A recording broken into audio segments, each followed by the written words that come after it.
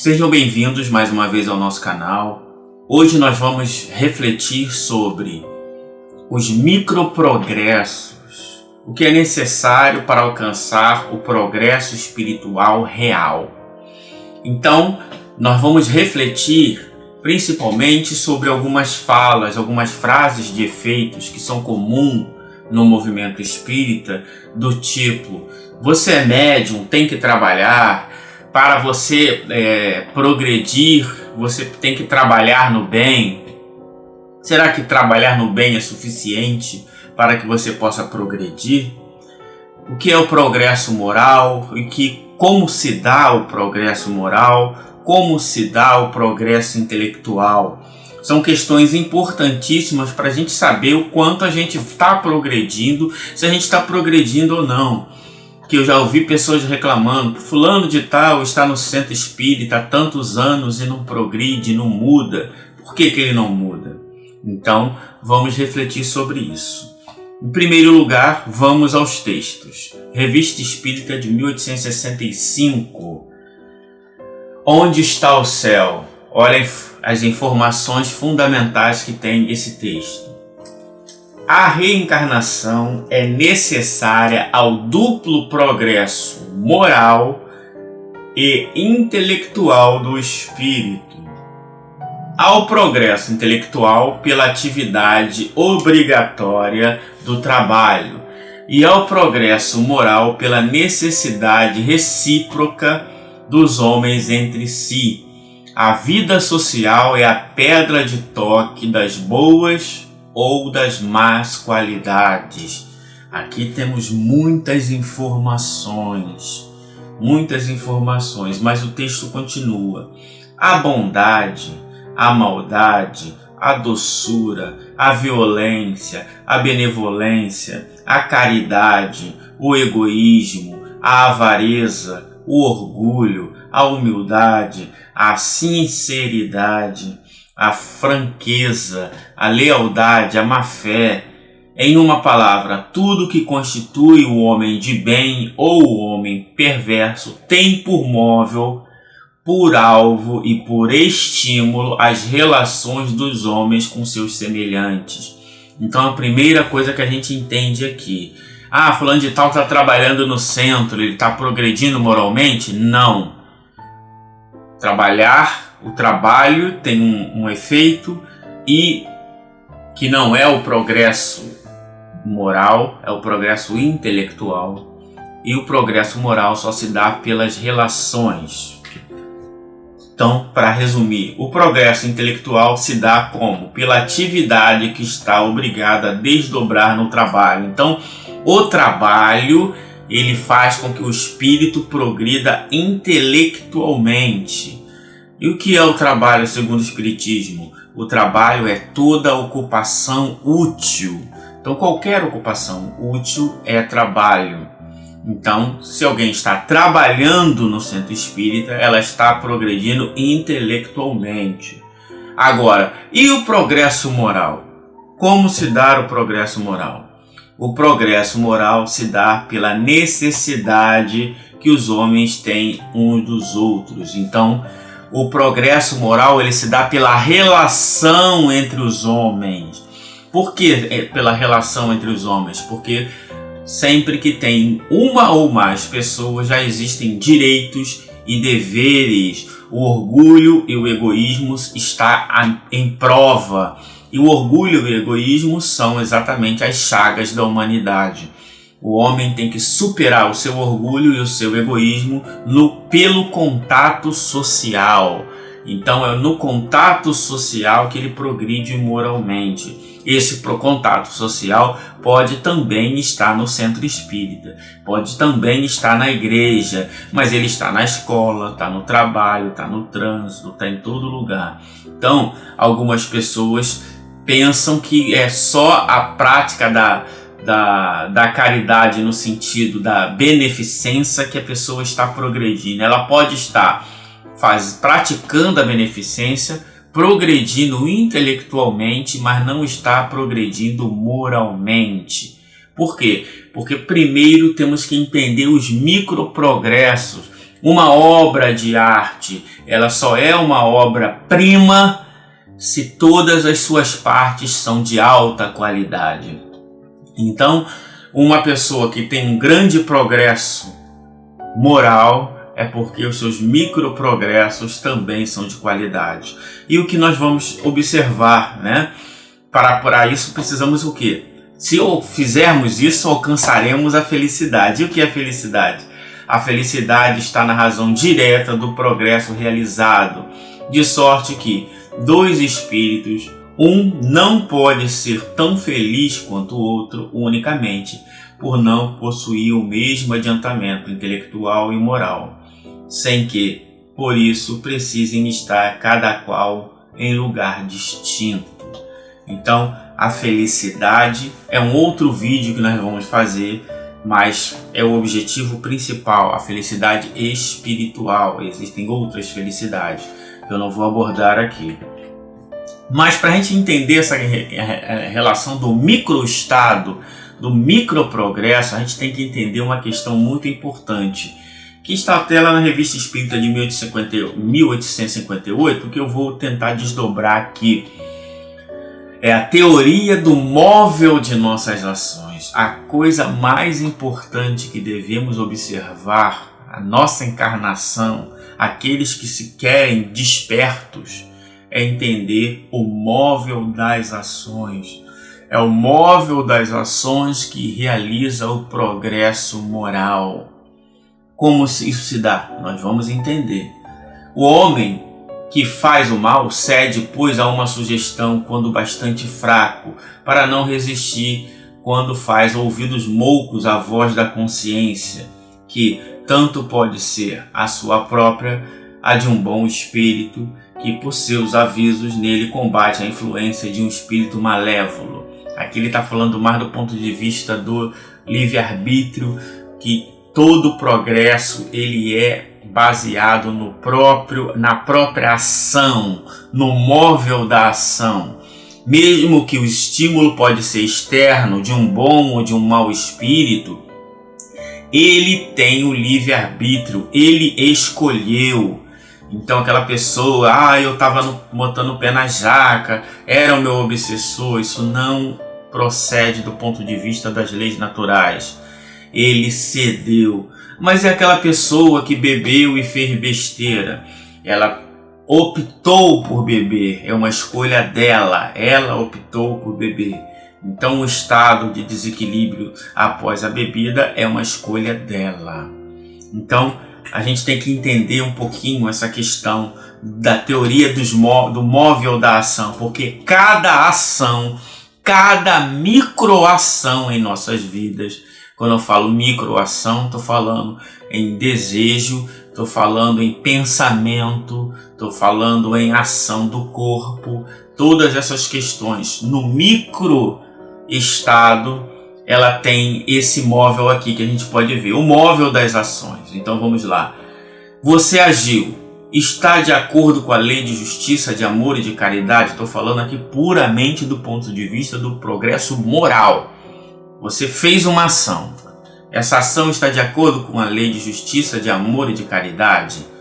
Que ação é essa? Pode ser um pensamento, pode ser um sentimento, pode ser qualquer coisa. Está de acordo com a lei de justiça, de amor e de caridade? Houve progresso real. Não está de acordo com a lei de justiça, de amor e de caridade? Aí tem as três questões da justiça divina. Você vai ter que se arrepender dessa ação, porque ela não está de acordo com a lei de Deus. Você vai expiar essa ação, isto é, você vai sofrer as consequências dessa sua ação, como? Tendo que ter um outro procedimento em relação a isso, agora de acordo com a lei, e muito mais do que isso. Além disso tudo, você vai ter que reparar o mal que você fez. Depois que você passa por esse processo, que você vai ter que expiar. E o que é expiar? É estar novamente na mesma circunstância, ou circunstância que vai demandar de você outra ação que que você pode escolher se ela vai estar de acordo ou desacordo com a lei de justiça, de amor e de caridade. Então vem uma nova situação de prova. Essa nova situação de prova, como eu disse, são os microestados, são os pensamentos. Isso acontece a cada segundo em nossas vidas. É nessa nova situação de prova, o seu pensamento, o seu sentimento, a sua ação está de acordo com a lei de justiça, de amor e de caridade? Sim, então houve progresso real. Esse círculo, ele se dá a cada segundo, a cada pensamento.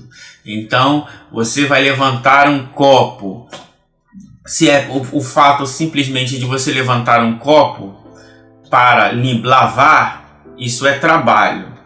Agora, você está levantando esse copo para fazer algo em relação que tenha relação com outra pessoa, já tem aí a lei de justiça, de amor e de caridade. Essa ação está de acordo com a lei de justiça, de amor e de caridade? Isso é, o móvel da sua ação foi bom? Então houve progresso real. Um exemplo para ficar mais claro, que eu sempre uso nas minhas palestras. Uma pessoa é convidada para arrumar o centro espírita. Ela vai lá e começa: ai meu Deus, caramba, tem que arrumar o centro espírita. Toda semana, só eu que arrumo. Pessoal, brincadeira, não arruma o centro espírita direito. Ela foi lá, arrumou o centro espírita. Aí eu pergunto: ela fez o bem? Sim, ela fez o bem. Ué, mas ela estava reclamando. Sim, mas a ação dela foi boa. As pessoas que vão chegar lá vão encontrar o centro arrumado. Agora eu pergunto: ela fez a caridade? Não. Por quê? Porque caridade tem uma definição espírita de caridade. E a definição espírita de caridade está na pergunta 886 do Livro dos Espíritos. Então vamos lá. Qual o sentido da caridade? Qual o verdadeiro sentido da caridade como a entendia Jesus? É importante esta pergunta porque a bandeira do Espiritismo é fora da caridade, não há salvação. Se eu não sei o que é caridade, vã será a minha filosofia, minha fé será cega. Então, Kardec não pergunta qual o sentido da caridade segundo o dicionário, qual o sentido da caridade segundo os filósofos, qual o sentido da caridade segundo a academia, não. Ele perguntou qual o verdadeiro sentido da caridade como entendia Jesus. Isso é a questão mais importante. Então vamos à resposta. Benevolência para com todos, indulgência para com as imperfeições dos outros e perdão das ofensas. Então, se no móvel das minhas ações de relação, se não tem benevolência, não tem indulgência, não tem perdão, não é caridade, ok? Então, esta pessoa que arrumou o centro fez o bem, mas ela não fez a caridade. Agora, imagine esta outra pessoa, você poderia arrumar o centro?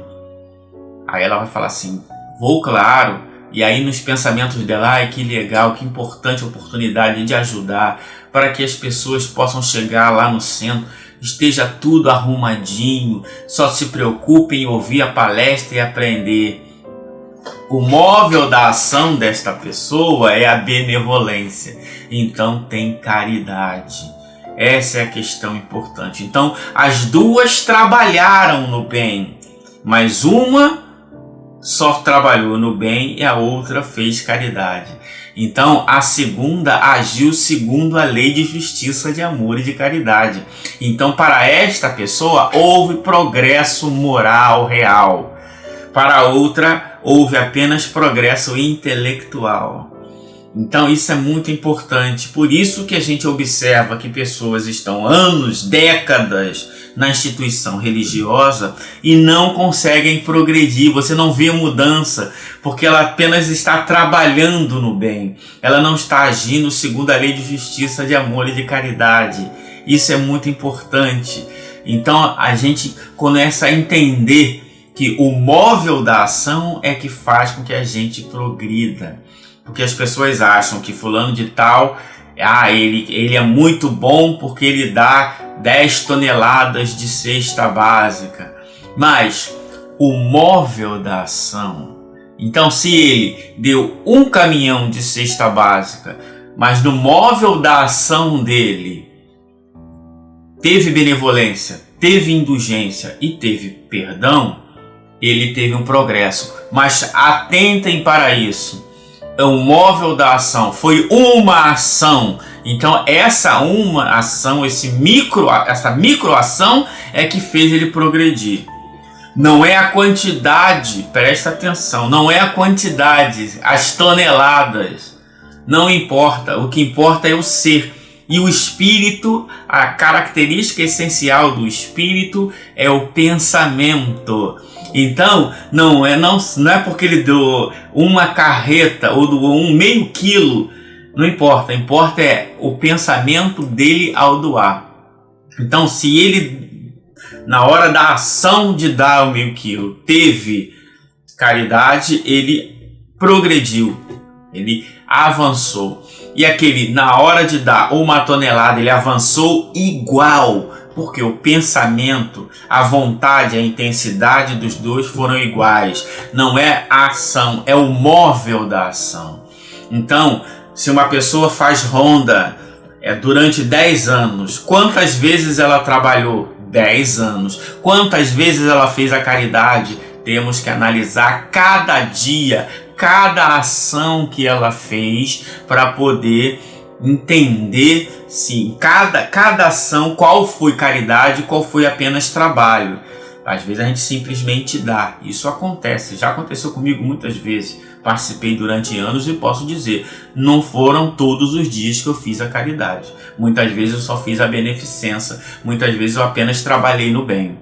Então aí você começa a entender no Evangelho segundo o Espiritismo, quando aquela criança que sai com a mãe e a criança fala, deixa eu dar a comida, e a mãe, não, para que você vai dar? Você não está fazendo a caridade, você está apenas fazendo uma ação, percebe? Consegue entender? Então a criança ali, ela está fazendo uma ação, está trabalhando, mas não está fazendo a caridade. Ela não se esforçou, ela não confeccionou nada, ela não gastou nada, ela apenas está doando. Isso é apenas uma ação. Por isso que é importante entender o móvel da ação. Quando você entende o móvel da ação, você vai entender aquela figura lá do Evangelho segundo o Espiritismo, da sacola da caridade, onde um tinha uma sacola grande e o outro tinha uma sacolinha. E quando vai pesar, a sacolinha está muito maior. Por quê? Porque os pensamentos, os desejos de cada microação é que vão fazer esta pessoa progredir. E como o espírito é o pensamento, olha só que coisa interessante. Independe se a situação é real ou fictícia. Peraí, Jorge, como assim? Um exemplo, você está assistindo um filme lá, O Exterminador do Passado, número 20, e aí o bandido faz um montão de coisas. Na hora em que a pessoa lá, o herói, né, por alguma coisa mata o bandido e você sente um contentamento, o seu sentimento, os seus pensamentos naquele momento foi de desejo do mal. Então você está exercitando o mal. E se você agiu disforme a lei de justiça, de amor e de caridade, você vai ter que expiar esse micropensamento. É por isso que os espíritos explicam lá no Livro dos Espíritos que a lei de Talião, ela acontece a cada segundo. Porque você pensou, você está lá no final da novela torcendo para a vilã sofrer. O seu sentimento é real. Se você pudesse sair de si e ver as energias, os fluidos que você irradia na hora em que que o vilão sofre, você vai ver que aqueles fluidos são reais, não são fictícios. Então, a cada ação da sua vida, o seu pensamento, você tem que usar aquele fluxograma.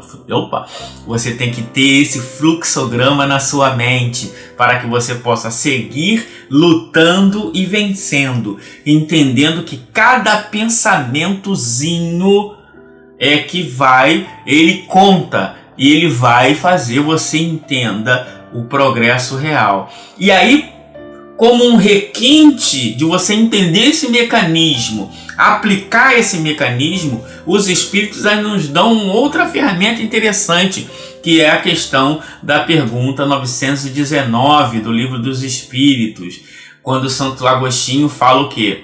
Que nós devemos, no final de cada dia, fazer um balanço de tudo que a gente fez e pesar e ver se existe algum desses micropensamentos que eu fiz que não está de acordo com a lei de justiça, de amor e de caridade, que eu possa logo me arrepender, expiar, isso é, já vem a vergonha, porque você é uma pessoa que busca o seu progresso, e aí reparar de a forma que você, se agiu mal, repare, se pensou mal, repare, e assim vai. E se você fizer isso, entender que cada microsegundo, cada micropensamento seu, micro aí no sentido mais figurado, claro, cada pensamento seu tem esse fluxograma real e que o seu dia, você pode fazer um balanço de todos esses pensamentos, você vai ser uma pessoa totalmente desperta, totalmente lúcida. Esse é o verdadeiro vigiai que Jesus está falando. As pessoas acham que é vigiar o outro. É você ser vigilante em relação a você mesmo. E o que nós somos? Espíritos. Qual o atributo essencial do espírito? O pensamento. E aí no final, você para e pensa, faz uma análise de um dia. Se você fizer isso a cada pensamento, fazer uma análise em um dia, um ano é um somatório de vários dias. E uma vida é um somatório de vários anos. E no final de todos esses anos, você alcançará, se fizer exatamente cada ação, um pensamento de acordo com a lei de amor, justiça e caridade, ou justiça, amor e caridade, você fatalmente alcançará a felicidade e alcançará um progresso espiritual, real, palpável, e a sua vida terá sido extremamente útil. Muito obrigado.